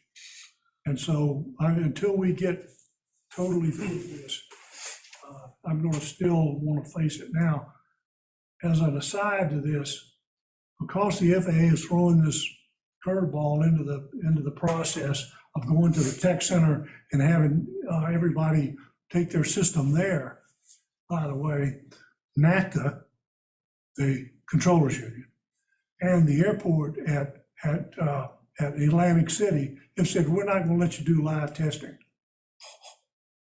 I said, okay, so what do you come away with? You still have to go to an airport and do a local test there. So anyway, it's just, this is not well thought out. Sure. All right.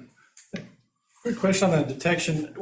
Is it comparing to a controller in a tower with a set of binoculars, or what's the standard for that? Or is there a standard for that? There's not a standard. First of all, you have to remember that in a sticks and bricks tower, like they have here, there is no visual requirement. There is no visual requirement that a controller has to see an airplane at a certain distance away. Now, But under this, there is. But they're trying under to. this there is, under this there is. So they keep moving the goalposts. Exactly. Okay, When we first started this out, I wrote the requirements document for our project. sure. And all of mine, I had, I think it was like 40 some odd shalls. You shall do this, it shall do that. Yep. You know, the FAA went in and changed those shalls to mays. And so I'm going, hey guys, you've painted yourself into a corner. They've also done an approval at Leesburg of the visual requirements part. So that's set. They can't change that without having to retest that. So they're sitting there. Sure they can. Yeah. Say, this is west of this. That's right. It's a different set of rules. Yeah, well, and so Leesburg is still not certified. Yeah, wow. And they, what do they have, about a 2-year jump on this? Yeah. And the main problem they're having is with this SDA, the System Design Approval. And so Saab, who is they have modified their system, so it's going to be more like ours. I mean, we're unique in what we do. The other systems which are currently being evaluated, the other one is the Frequentis system, which has been evaluated at Homestead Air Force Base and Moody Air Force Base, and it's going to Corpus Christi. I was on the phone with the with the Air Force the other day. They want to come out and see what our system looks like. You have to remember that you will not be able to reproduce faithfully the out of the window view on a TV set. It's just not going to happen. I mean, you can go to 4K, 8K, 12K, 22K, whatever, but you still have a couple of other issues there. So. But you're implementing other technology that actually makes it better. Absolutely. Looking out the window. Absolutely. You have other technology, you're picking up the tags and everything else, Yep, right? absolutely. So, I mean, wow. Absolutely. Okay. Absolutely. And the requirement we had was that we have radar. And I still, you know, the FAA is resisting me on this. But I believe without radar, without that additional situational awareness tool, these things are going to be crippled. Okay. Now, with Jason's airport, one of the big challenges we have there is, I mean, besides the fact it's Jason. One of the main challenges there is it's busier than hell. It is a busy airport. Having flown in there, it's a thrill a minute, I'm telling you. Yeah. I mean, the airplanes everywhere, you can't see the little bastards. I mean, it's really. Well, especially when you're in your L39. Hey, I'm telling you, that Cub, I'm bright yellow. You should be able to see me from all over the place. I mean, in fact, I offered to use my airplane because you can see that little sucker. Yeah. But it's slow moving, so it's not going to cause a. We put a banner on the back of it? We could, It would help. we could. Okay. Caution. Aeronautical. Caution, yeah.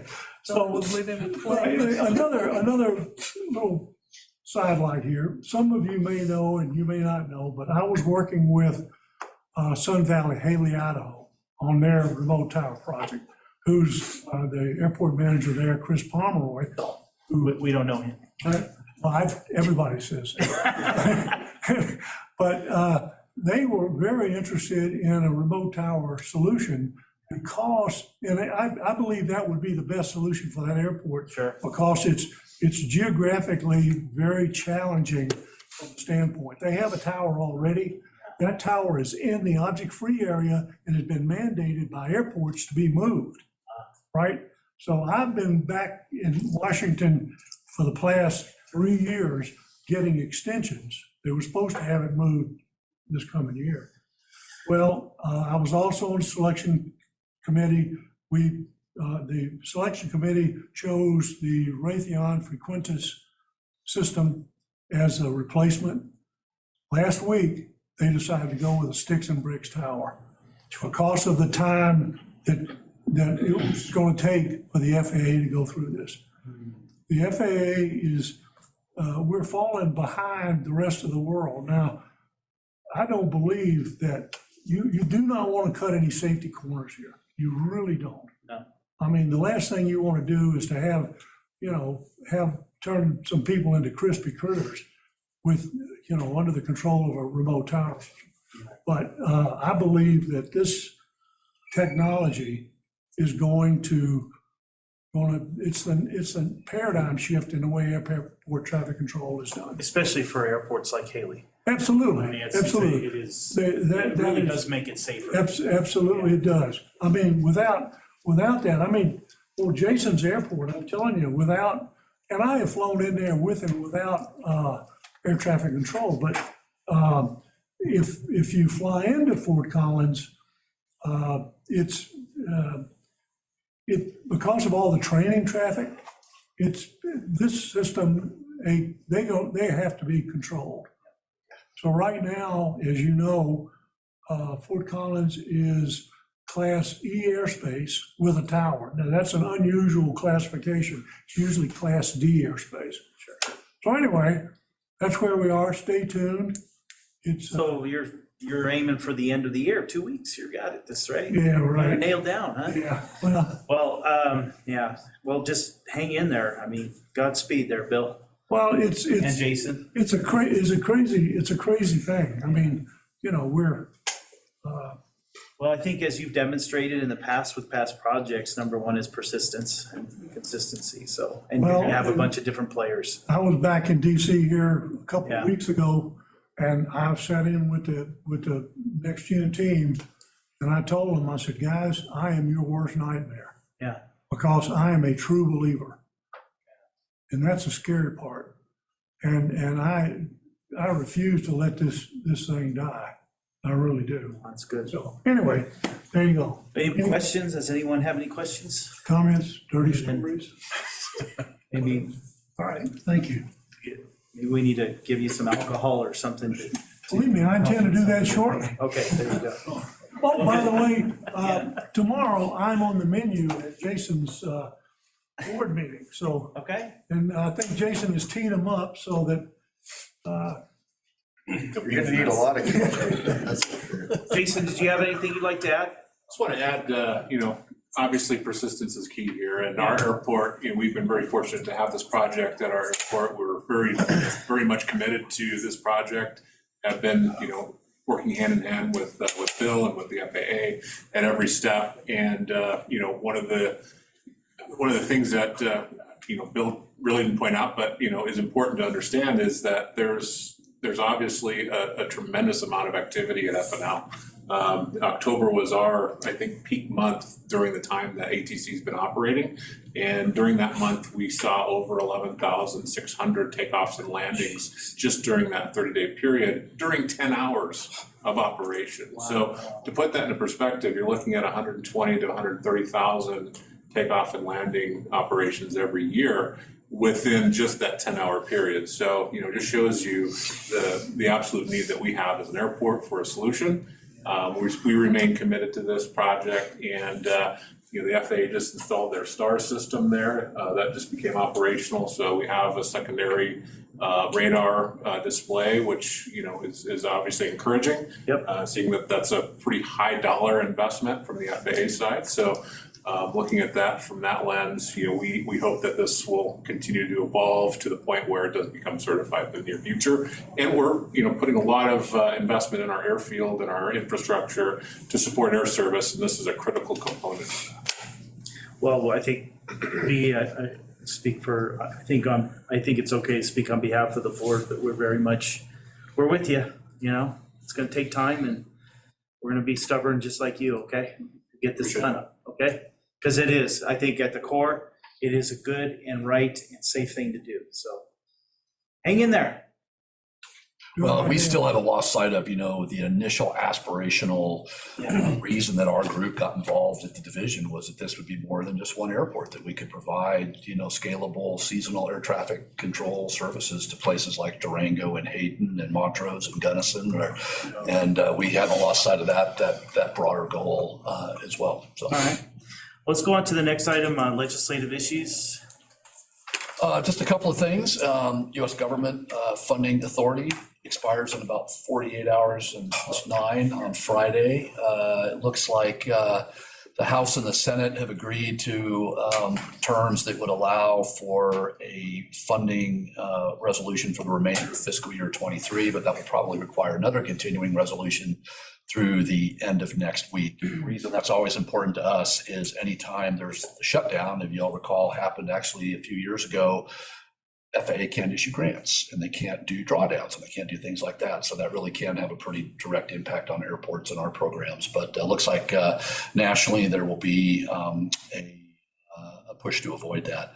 The biggest thing I think that we're focused on at the federal level, as well as NASAO is the 2018 5-year FAA reauthorization bill expires this next year, and trying to negotiate another 5-year FAA reauthorization bill that doesn't include 27 or so continuing resolutions that there were the previous time because they couldn't come to terms on a long-term bill.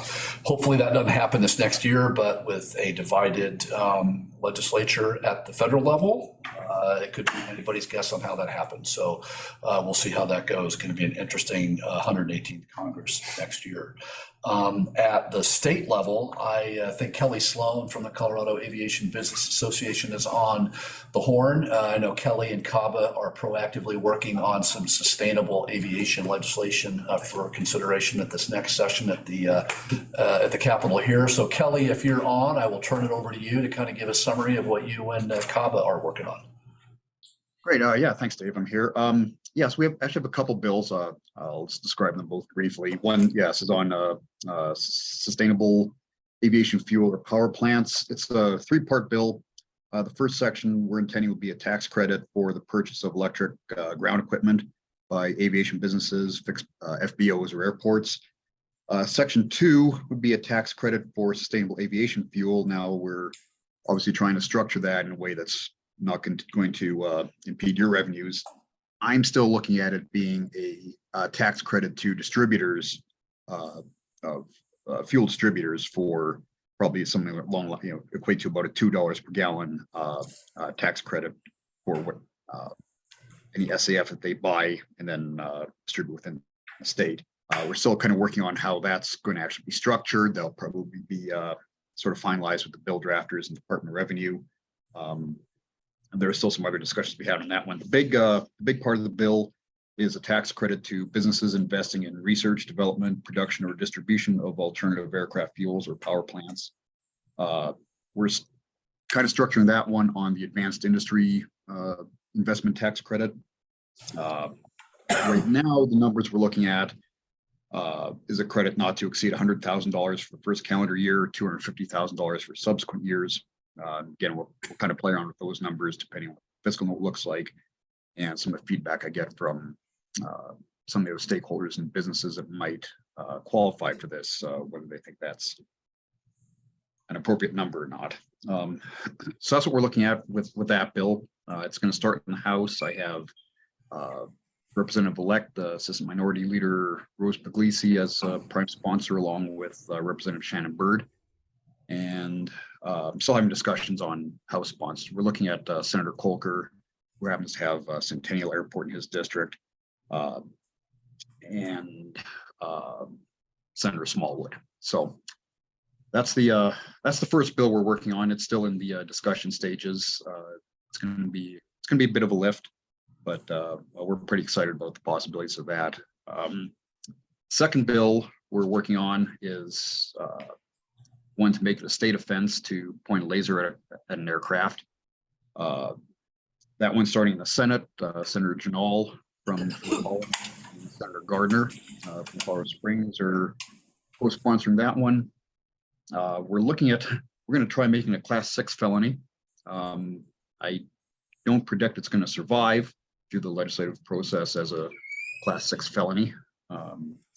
When I brought this up last year as a potential late bill and started doing some stakeholdering, ACLU and the defense bar and groups like that, they came back suggesting that it be a petty offense under the transportation statute, not the criminal code. So there's going to be some pushback there, but I think we're definitely going to get. I think we will end up with it being a fairly stiff misdemeanor at least. So those are the two that COB is proactively working on. We've also been in discussions with Representative Tatone, who had an idea earlier in the year of extending 529 program deductions for post-secondary education, extending that to aviation programs. Turns out that legislative legal services thinks that most aviation-related programs for commercial pilots, et cetera, are already covered. So we're looking at that, see if there's any gaps that may have to be filled there that she might want to work on with us. And then the only other thing that we're really kind of keeping our eye on, we've been hearing rumors that there's going to be a bill this year to a potential legislation regarding monitoring of emissions from lead emissions from piston engine aircraft. Sounds like these are fairly new discussions, and they're still trying to figure out where the monitoring sites should be, and if regional airports should be responsible for the monitoring. So I'm trying to gather, I don't know if anybody here has heard anything along those lines on legislation like that, but that's definitely something we're going to keep an eye on. And as you know, there's been legislation in California to ban, or at least parts of California, maybe not statewide, at least I believe Santa Monica, to ban 100. And I also just got word from MBAA that there's a bill in New York to allow individuals to sue helicopter pilots for noise infractions. So we're gonna have a look at that one. That could have some potential impacts on what we're doing up at RMMA in terms of the noise issue there. So happy to take any questions. Any questions? Well, it sounds like you got a full menu there, Kelly. No. Keep up the good work, and if there's anything we can do to support you. I did have the opportunity, just for everyone to know, I was on a conference call with CABA and Director Elaine just a couple days ago, and good healthy discussion. So I think, again, it's about trying to get these wins. They might be small in terms of dollars, but when you get that sustainability in place and what have you, I think you're improving your shot of having success. So good luck there, Kelly. I should add one other thing, not for CABA, for the Agricultural Aviation Association. The sunset license sunset is this year, and we're starting to hear some rumors that they might try and put a ban on aerial application in there. So obviously that's something. All right. So, anyway. Good times. One more thing to. If you're looking for something else, let us know. Hey, thanks very much. Appreciate it. Thank you, Kelly. All right, I appreciate it. All right. That's it. In January, we'll have your advocacy resolution for you to consider to take positions on things like that, because you all get to do that. I don't, as a state employee. So I'll work with the chair to develop that with taking in some of the bills that we may know of at that point in time. So we'll follow up with that in January like we always do. Very good. All right, let's go on to our, kind of toward the end here, is our CAB calendar. Caitlin, on the Zoom. I think you're on Zoom. I am.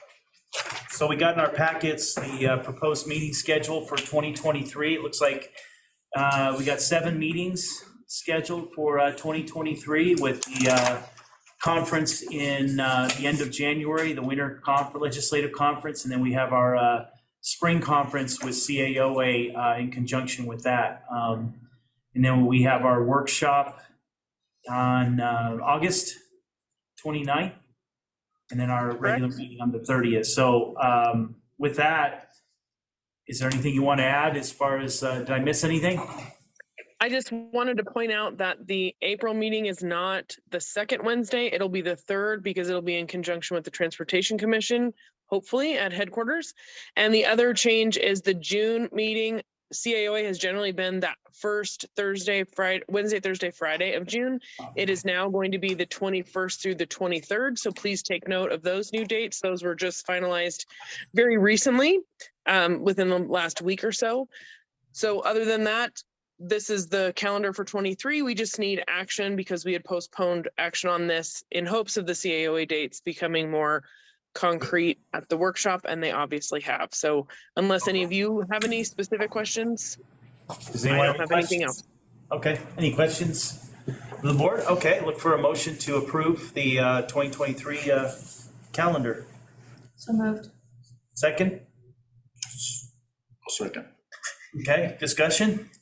Does this interfere with your golf game or anything? Okay. Just trying to get him on the calendar. Yeah, there you go. All right, with all those in favor, signify by saying aye. Aye. Anyone opposed? Okay, there we go. Thanks, Caitlin. Thank you all. Our next, let's see, so I think we've already hit 15, right? The proposed calendar for the meetings, 15.1, Tuesday, Wednesday with the winter conference at the Sheridan. We also have our general meeting on the 31st. And then on April 12th, we have our Be the 19th with that. 19th, that was the correction, sorry. Okay. So there's no action on that. I think with that, we'll go to 16 other matters by the public or by our members. Anybody else you'd like to add or comments or concerns? No? All right, well, we'll go ahead and we will end our public meeting, and then we are going into an executive session, and we're going to do kind of our annual executive session to discuss personal matters and basically finalizing the director's annual performance review. So with that, we will excuse, do we need a motion to go into executive session? Yes. Mr. Chairman, I suggest a break before we do that. Yes, let's have a break. Okay. All right. Selfishly. Yeah. Thank you. Thank you. Thank you, everyone that hung in there with us, and